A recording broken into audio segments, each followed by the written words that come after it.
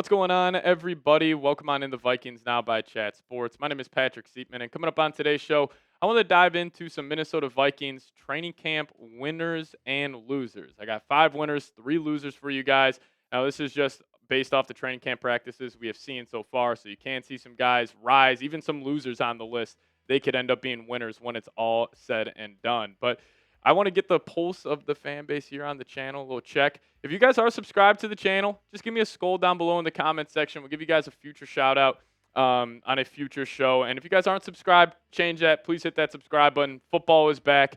And if you guys are a Minnesota Vikings sicko like I am, and I know a bunch of people that watch this channel are, hit that subscribe button. And once you do, give me a SKOL down below. So training camp winner number 1, and this is in no particular order.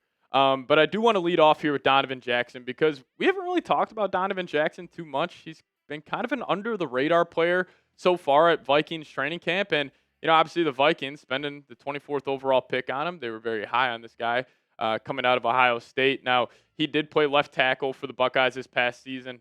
Josh Simmons got hurt. He had to bump out to the left tackle spot, but now he's back at his original position playing left guard for the Minnesota Vikings. And Will Regetz, who has been at Minnesota Vikings training camp every single day, saying this, the update on Jackson is that he's looked good and is progressing day by day. He's facing some major challenges in this camp, both in terms of mastering a complex offense and in going against former Pro Bowl defensive tackles Jonathan Allen and Javon Hargrave.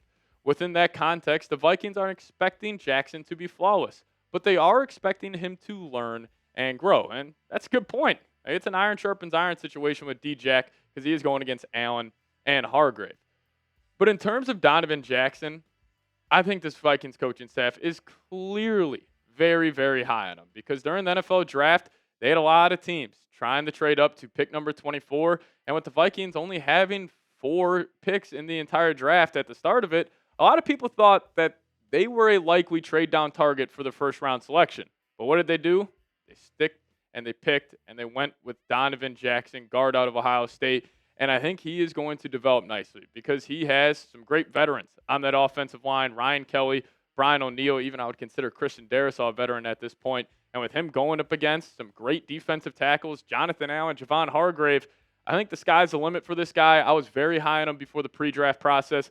So no major reports coming out of training camp so far, but he is looking the part in the limited action we have seen. And also Kevin O'Connell was talking about Donovan Jackson, saying the other thing that carried over was his ability to react and sustain through downs even when it wasn't perfect. I think that's what gets young players sometimes.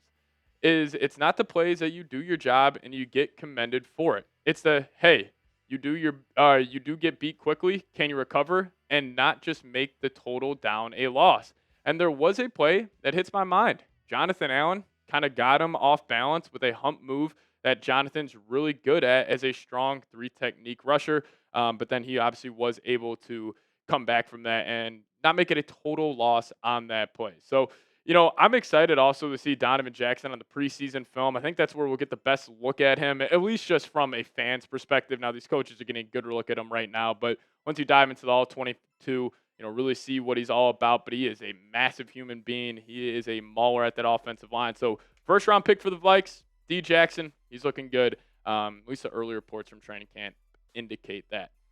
Now, kick it the winner number 2 here. How about a little Dallas Turner? Now, if you guys are, online at all, if you guys cover this Vikings team, whether it's YouTube, Twitter, Facebook, whatever it may be, you guys have been seeing the hype around Dallas Turner, and he's been making plays all camp. There are multiple videos out there where he is just demolishing some backup offensive linemen for the Minnesota Vikings, putting spin moves on him. Just his bend is ridiculous. He's just a freaky athlete. And what's scary about Dallas Turner is compared to last year, he already looks bigger and more athletic. This was a guy we knew he was a freak athlete. We knew he was just a freak specimen coming off the edge. And if he looks bigger and he looks more athletic, and this guy's still only 22 years old, I can't imagine what he's going to look like when he's 25, 26. Because again, most of us Vikings fans, we were freaking out that we didn't take Jared Verse over Dallas Turner. Jared Verse was 24 coming out of college. Dallas Turner was 21. So let him develop, give him some time. And I think we have a gem at the edge rusher position. But question becomes with Dallas Turner is, can Flores get him on the field more? And obviously, he's playing behind 2 All-Pro guys, at least 2 should have been All-Pro guys, and Andrew Van Ginkel and Jonathan Grenard. So it's going to be tough for him to get on the football field. So, the pressure kind of shifts. Also, the Brian Flores be like, hey, we spent a lot of draft capital to go get a guy like Dallas Turner. You also got to make it work, and I think he will. Dallas Turner, I could see him having maybe like a Nolan Smith second-year boost, where Nolan Smith obviously didn't play a whole lot his first year with the Eagles, but then he looked great this past season in his second year. But also another guy that's been turning heads, and we've talked about him a whole lot. Jeff Okudah. El Jefe is what they're calling him in the Minnesota streets right now. And he's looking good, man. That, big, physical, freak athlete type of cornerback. And I'll say this, if I had to rank these winners at training camp, he might have been number 1 on this list. He might be the biggest winner so far. And, he is a guy, if you look at the Vikings roster as a whole, and you just want to pick like, hey, I want that guy to pop. I think that will have the most impact for this football team. I think Jeff Okudah would be at the top. Because if he does pop and he ends up being a legit guy in the NFL where you feel comfortable throwing him out there for, 70 snaps every single game defensively, this cornerback room could be incredibly dangerous. Because you already got Byron Murphy. He's still looking like he's building off his great year last year.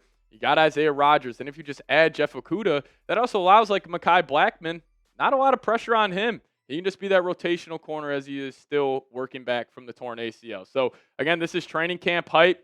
I don't know if you're buying into it, but you guys let me know. Are you buying into the Jeff Okudah hype? El Jefe, give me a Y for yes, or give me an N for no. You guys let me know your thoughts down below in the comment section.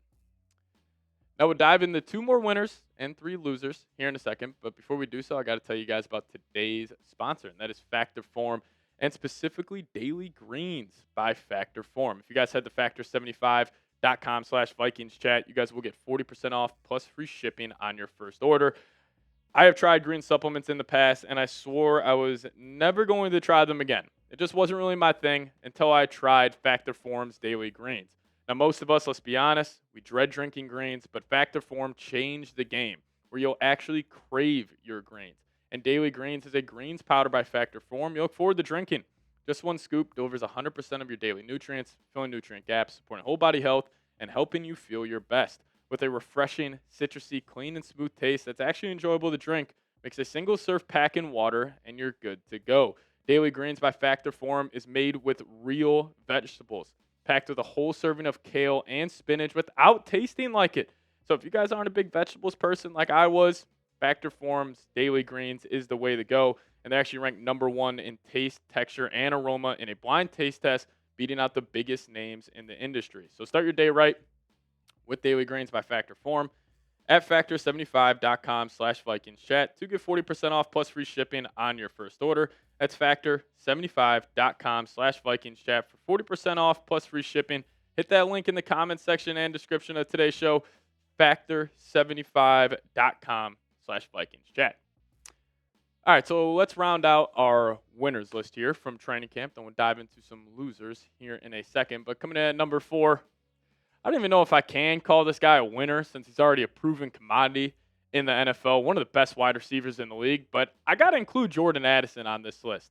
I swear to God, he gets better every single season. And he has been J.J. McCarthy's go-to target, with obviously Justin Jefferson missing time with that hamstring injury. But when I'm watching Jordan Addison, even if it's just him running routes on air, his route running somehow got better.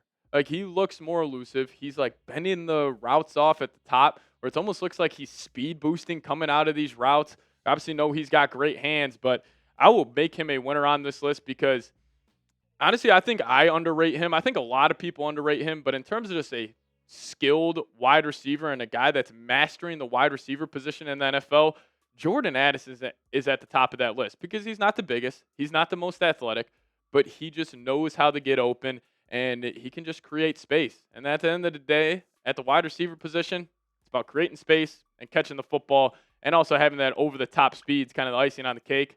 Addison's got all 3 of those things. And then winner number 5 here, nothing specifically he did at Minnesota Vikings training camp, but I did decide to add Josh Metellus to the winners list. Now, you may be asking yourself why. The man got paid, and rightfully so. Schefter tweeting this out about a week ago saying the Vikings have reached agreement today on a 3-year, $36 million deal with Metellus. max value up to $42 million, and $25 million of that is guaranteed. As we know, Metellus, one of the most versatile players in the National Football League. He loves to be a Minnesota Viking, so he's always a guy I'm going to be rooting for, and he is key to this Flores defense. You can line him up literally at every single position. I'm not being hyperbolic when I say that. You can play him at defensive line, edge, linebacker, slot corner, outside corner, whatever it may be. Josh Metellus can do it, so I made him the 5th winner on today's show. But if you guys want to show Josh Metellus some love, give him his praise for signing that well-deserved contract extension. Give me those 44s down below. Show Josh Metellus some love. I think he deserves it. It's also interesting to see how the Vikings are going to pay him. Like, do you pay him like a linebacker? Do you pay him like a safety? They kind of met in the middle there, but rightfully so. They got that deal done. So give me those 44s down below.